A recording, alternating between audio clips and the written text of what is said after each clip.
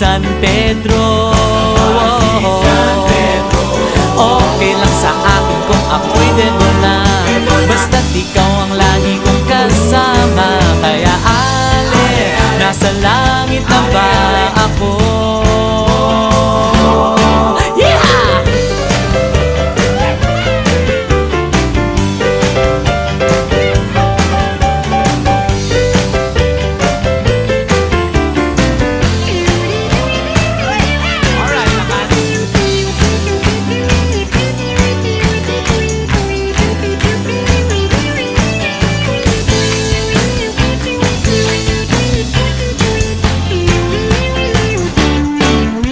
Paglabas ko, niyaya ko na siyang pakasal.